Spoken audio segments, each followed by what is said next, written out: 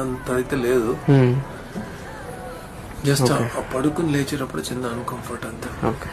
We are taking you to hospital right now and please get ready. We are going now. Doctor నాకు మళ్ళీ నేను back రావాలి house. Yeah. We'll see you. Yeah.